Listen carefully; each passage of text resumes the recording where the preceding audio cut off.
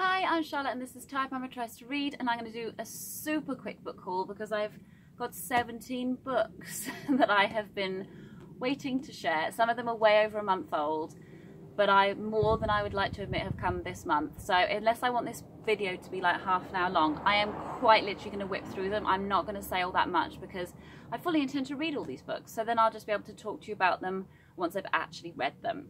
So let's start. I have got They Can't Kill Us All, The Story of Black Lives Matter by Wesley Lowery.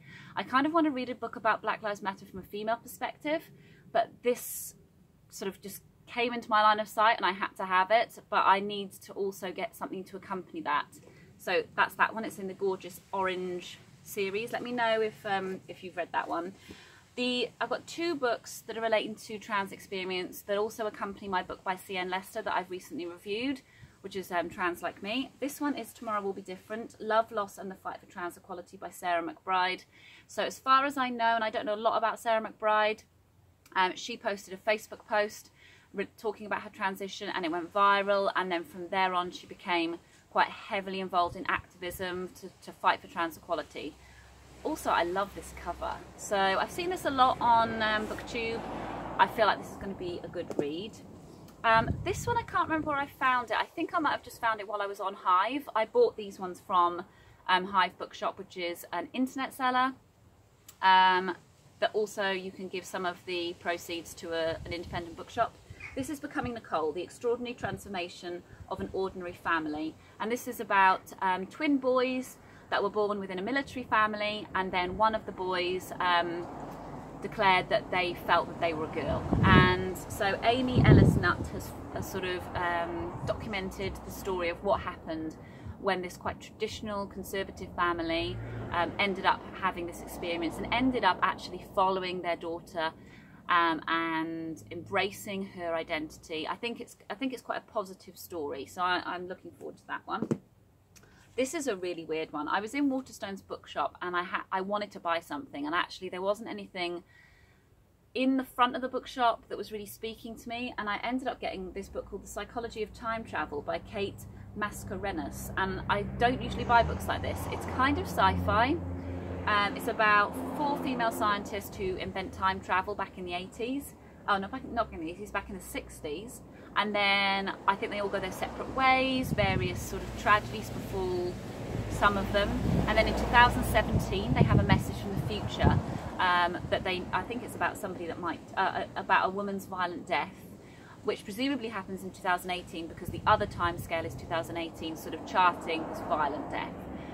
I don't know, I think I was just drawn by the fact that there's like fake embroidered rabbits, guns and DNA helixes, and that was enough for me. So if you've read any of those, or that one in particular, let me know. Then I was in our local independent bookshop Cover to Cover, and I picked up Not That Bad by it's edited by Roxane Gay. It's Dispatches from Rape Culture. It's a series of essays, none of which are by her, all of which are by women that I pretty much have never heard of. I think there might be some men in there as well. Yeah, I just feel like that is quite a relevant book to read in today's climate of the smaller, in inverted commas, the smaller oppressions of women actually being part of a larger misogyny and hatred of women. So I'll see how that goes. And whilst I was there, I saw this gem, which I've been looking to pick up for ages, Mary Ann Sate Imbecile by Alice Jolly. This, for me, is like, I can tell that this will be a Marmite book for so many of you, because it has the phrase book in verse. And as soon as some people see that, they're like, oh, no, thank you. But for me, that just means, please, can I see it? So book in verse, that's great. And it's quite a long one, but as it is set out in verse, I think it will be a quick read. It's over 500 pages, so maybe not that quick, but it's about a late 18th century servant and her supposed sort of found diaries. Then I've got a couple of books on meditation that were recommended to me by Shan of Shani Reads. I have got Don't Just Do Something, Sit There by Sylvia Borstein. Wow, there's a lot of traffic. I think this is everybody coming home from work. But I'm not at work, so I'll just sit here with my books. This is coming from, I believe, a Buddhist perspective. It's a really short read, but I've seen so many awesome reviews about it, and this is all about my whole trying to get into meditation thing. Probably I should just meditate rather than buying books on it, but what are you going to do? And the other one she recommended was The Relaxed Mind, a 7-step method for deepening meditation practice by Za Kilung Rinpoche. And again, that's from a Buddhist perspective. Looking forward to that. They're both quite slight, but I think probably the slighter the better if you're talking about meditation. And then Sian was really kind and gave me a book, Boys in the Trees, a memoir by Carly Simon. So Carly Simon is obviously a singer-songwriter, but she's also the daughter of the Simon from Simon & Schuster, so there's kind of a bookish element there. I don't know a lot about her, but I'll be able to learn thanks to this. So yes, really, really gorgeous cover actually.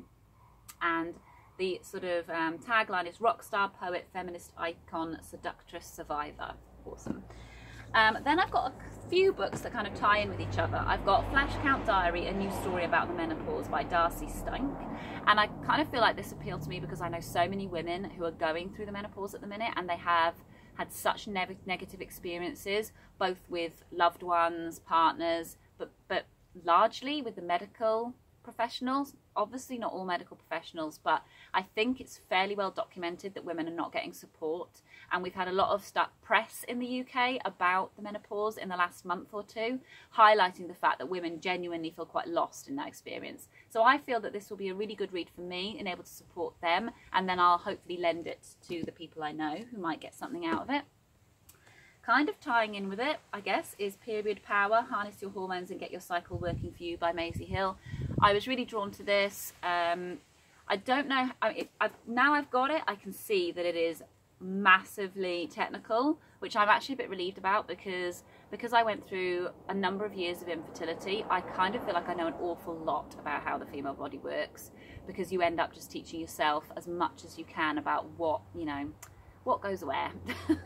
So I kind of feel like I know a lot of what might happen in this, but I'm hoping to be educated even more, because I wasn't obviously necessarily looking at the cycle for this reason. I was looking at it for the reason of to create life. So yes, it's had some amazing reviews on Instagram mostly that I've seen.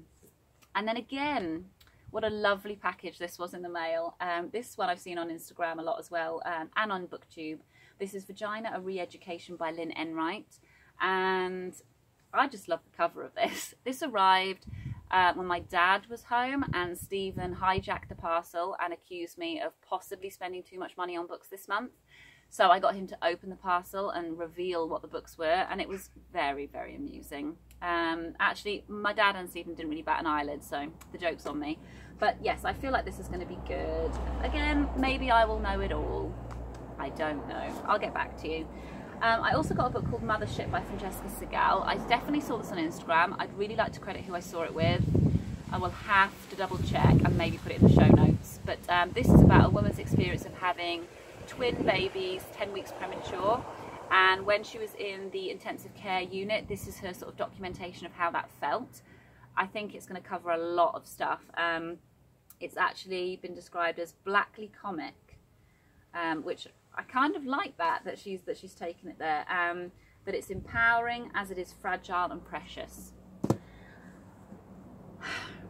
Well, I wanted this as soon as I saw how big it was. This doesn't put me off at all. This makes me want to read a book. When a book is like this, I just feel genuinely chuffed that I've got all this time with whatever it is. And if I'm enjoying the first 100 pages, I'm more than happy to go through another 900. So this is Duck's New Report by Lucy Ellmann, which is now up for the Booker. The woman on the back sounds like me, apart from the fact she's latticing a cherry pie, which I would never do. But she's worrying about African elephants. She's worrying about her children. She's worrying about an abandoned wood pigeon egg. She's worrying about the environment. You know, it's all this stuff about going from the banal and to this genuine terror, which I experience every day. You know, I'm sitting in my garden amongst my lavender, which is about as bourgeois as you can get, and then I'm freaking out about plastics and, you know, the state of the environment. So I feel like I'm going to have a lot in common with this narrator, but we will see. 2 more to go. You're nearly there, people. I've got Women's Work, A Personal Reckoning with Labour, Motherhood and Privilege by Megan K. Stack. So Megan was a writer who had children and realised that actually that meant she'd never write again. So she got a nanny who she kind of considered as just a member of the workforce that was providing something for her. By the look of the blurb, she didn't put much thought into it, apart from the fact that it would give her the ability to work. but then one of her nannies goes missing, and she starts to realise that the women that were nannying for her were in a totally different life to the life she was leading, that her life was full of privilege, and that it was her duty to investigate. And she actually says, somebody should investigate, somebody should write about all of this, but this is my life. If I investigate, I must stand for examination. If I interrogate, I'll be the one who has to answer. I thought that was really awesome. And the last one is Patsy by Nicole Dennis Benn. This is a story of immigration, it's a story of motherhood. The main character, Patsy, to my knowledge, leaves Jamaica and goes to settle in America, leaving behind her daughter and her mother. So I think the narrative goes into both Patsy's life and into her daughter's life. I feel like this is really relevant, and I've seen nothing but 5-star reviews for it, so I can't see how it'd be bad. Cover is also amazing. I'm loving all these covers at the minute, and I'm a complete sucker for them. So many bright colours. Yeah, look at the inside. So nice. So yeah, that one's on the TBR, the endless TBR. There we go. How did I do? I can't see the time because my phone is faced the other way, but I hope that's under 10 minutes.